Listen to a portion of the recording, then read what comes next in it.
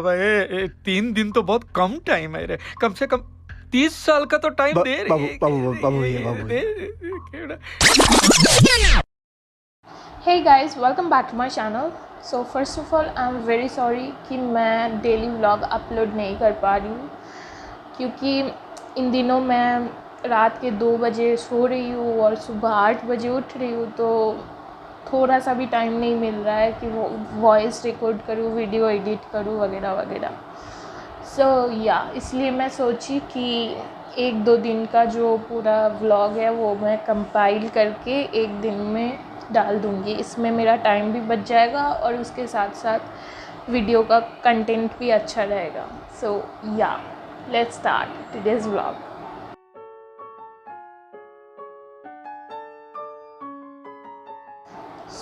इन 2 दिनों से मैं एक प्रॉब्लम के साथ गुज़र रही थी कि टेस्ट के लिए, मतलब आई नो कि ये प्रॉब्लम बहुत सारे लोगों के साथ भी हो रहा है, क्योंकि टेस्ट तो आ रहे हैं बट हम लोग पूरा सिलेबस कवर करके टेस्ट नहीं दे पा रहे बैकलॉग के वजह से।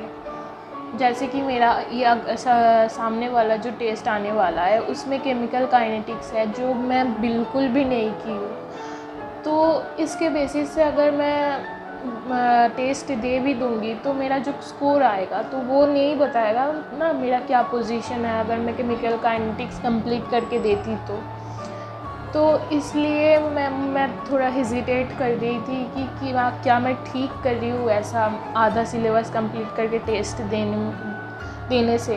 तो मैं सोची कि नहीं, ऐसा नहीं करते हैं, पूरा सिलेबस कंप्लीट करते हैं फिर टेस्ट देते हैं। इससे अब हमारा पोजीशन पता चलेगा कि कैसे हम परफॉर्म कर रहे हैं।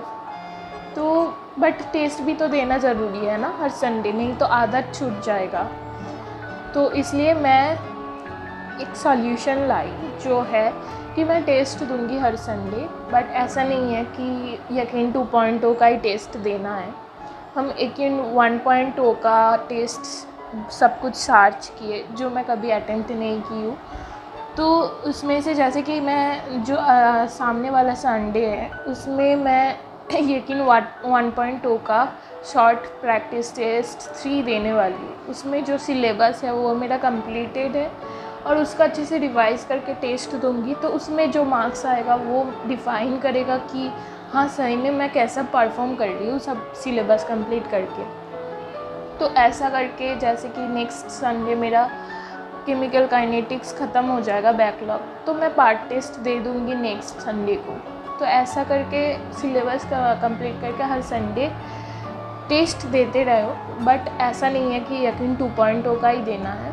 अब 1.0 भी ट्राई कर सकते हैं, 3.0 का भी टेस्ट चालू हो गया है तो उसका भी टेस्ट आप दे सकते हैं, मैं भी दूंगी। तो इससे सारा टेस्ट कवर भी किया जा सकता है, और दूसरा बात कि पूरा सिलेबस कंप्लीट करके टेस्ट देते हो तो एक सेटिस्फेक्शन भी मिलता है कि हाँ मेरा परफॉर्मेंस ये है।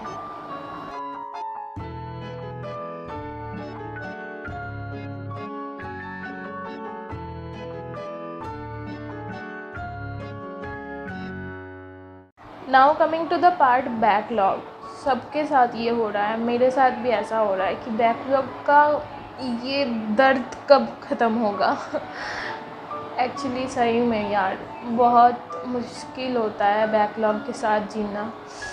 तो मैं इन दिनों 5-5 लेक्चर देख रही थी, 3 करेंट लेक्चर, 2 बैकलॉग का लेक्चर। बट सच बताओ ये स्ट्रैटेजी मेरा बिल्कुल फेल हो गया, क्योंकि मैं end of the day self study के लिए बिल्कुल भी टाइम नहीं बच रहा था, और मेरा नींद ख़राब हो गई। मैं 3-4 घंटा नींद ले रही थी दिन में, तो it was totally exhausting plan.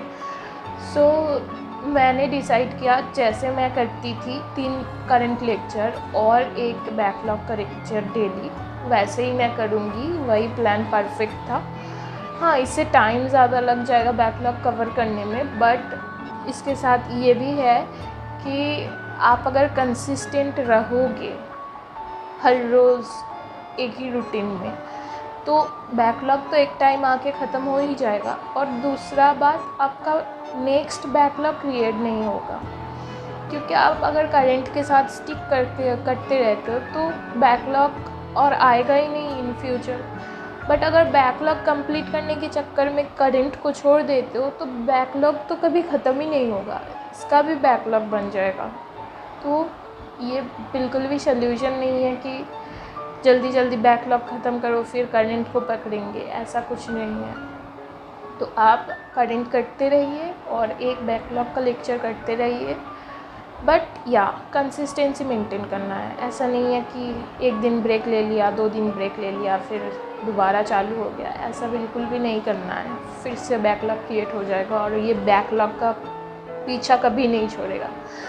सो करते रहिए, आराम से हो जाएगा बैकलॉग। मेरा भी कंप्लीट हो गया, मैं भी सॉलिड स्टेट का पूरा चैप्टर का बैकलॉग कवर कर लिया लगभग 1 वीक में। मेरा 1D का 2 लेक्चर बाकी था, वो कवर कर लिया।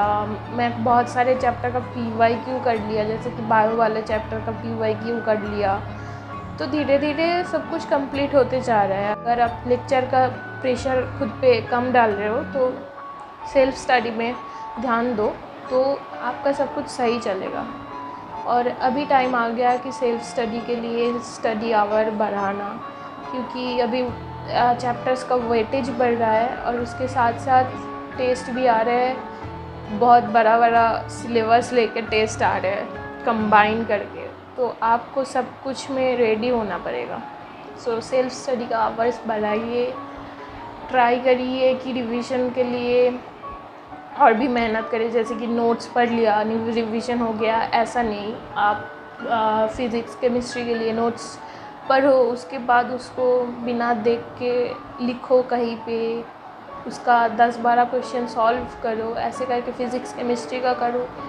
और बायोलॉजी के लिए आप ऐसा करो कि कोई भी टेस्ट पेपर उठा लो, कोई भी क्वेश्चन अनसॉल्व्ड क्वेश्चन उठा लो, उसको सॉल्व करो MCQ को। फिर देखो कौन सा टॉपिक में आपका मतलब रिवीजन चाहिए, तो उस टॉपिक का रिवीजन किया करो। ऐसे करके करते रहोगे तो हो जाएगा आई थिंक।